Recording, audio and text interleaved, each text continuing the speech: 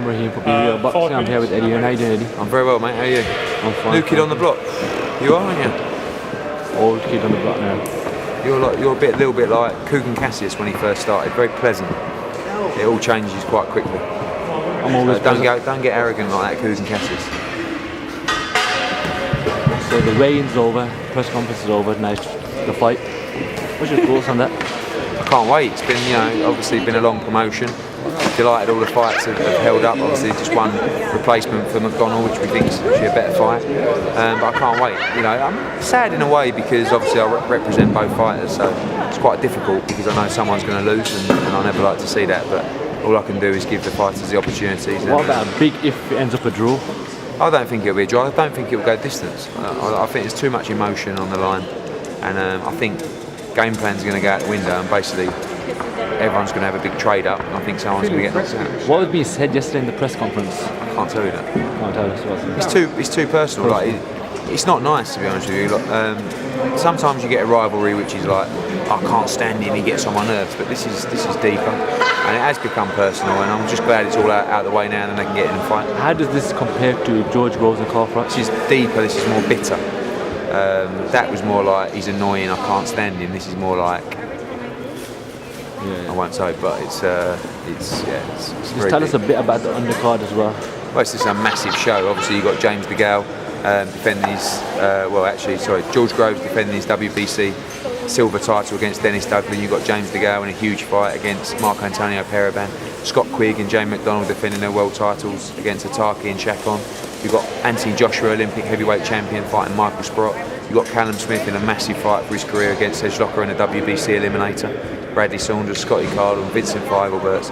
6 hours of championship boxing. I remember when you first put this show on, that stick you got. Now people are begging you for tickets. Yeah. We could have sold 30,000 tickets. Listen, you had 1,200 in here today.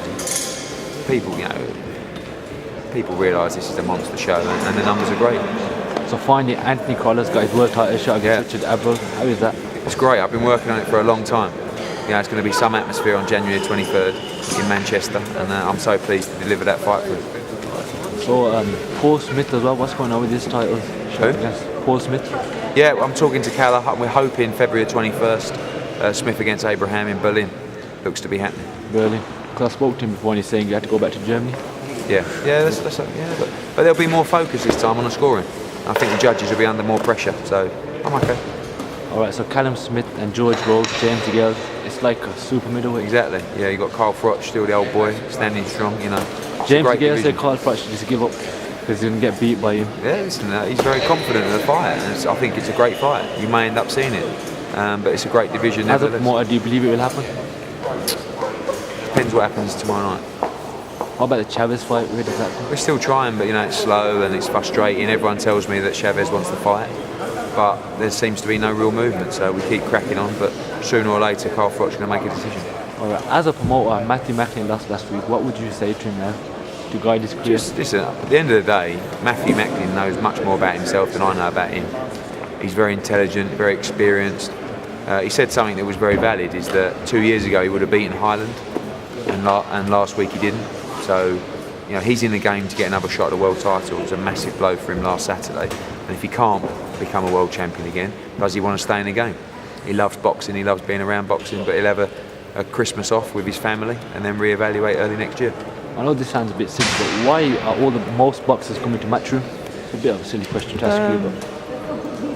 Listen, we're very blessed to have the platform of Sky Sports and the support of Sky Sports, because you can have a broadcast partner that can give you 5, 6, 7 dates a year. It's not enough. We've got 24 dates a year, and it enables me to build a stable of fighters, to get them out as often as they need to progress at the rate and as the fighters that I need them to. We're young, we're fresh, we're different, we're delivering the big fights, we're going to all the big arenas, we're selling out the arenas. Pay-per-view is of course a factor, because every fighter dreams of becoming a pay-per-view fighter in the future, and it's really the only platform that can deliver that. So I'm a good promoter and we've got a great team, but really it's all about the broadcast partner. Without Sky, I certainly wouldn't be as successful, and we've got a long-term deal with them, and we're going to be around for a long time. As you're a Sky Sports broadcaster with them, will Amir Khan and Alexander be on Sky Sports? There's talks going on. Hopefully we can get him on the channel. I think it'd be great for Sky, I think it'd be great for Amir, so I have to see what happens. Right, talking about Amir, Cal Brook, is he coming back in March? He's back in training now in Fuerteventura. He's just started camp, so looking at March the 7th in Sheffield for that. Probably faces mandatory. He hasn't got to at that stage, but probably get that dusted off, which is Ian Atdan against Kevin Bizier. And if Khan doesn't get the Mayweather fight, then hopefully, finally, Amir and Kel can give the public what they want. Is that Wembley? Amir Khan? I believe so, yeah. All right, so Birmingham, you're saying you're coming to Birmingham. Can you confirm where it would be and what day? Not yet. We'll probably go to the National Indoor Arena, and we'll probably go in April. So, Cal Yafai, even Matthew Macklin if he returns, Sam Eggington, Gamal Yafai. We definitely want to go to new cities next year. Newcastle's one of them. And we'll be there with Bradley Saunders and hopefully Birmingham in April. Have you got any more news you can tell about Real Boxing? No, just all gearing up to tomorrow. Obviously, tickets on sale next week for Anthony Crolla against Richard Abril. Tickets, we'll announce our O2 show in full next week as well. Looking for a Leeds day. Hopefully do Smith against Abraham. Oh yeah, Gavin McDonald as well. You've got European title, which is great. Just on fire. Just on fire. Right. Any chance we could do a Q&A with you? Possible? Not now. Not now, but yeah, we'll do one. We'll get one done. When could that be possible? I've got a couple of days off over the weekend. Yeah. And then we'll sort that out. All right, thank you for talking to Real Boxing.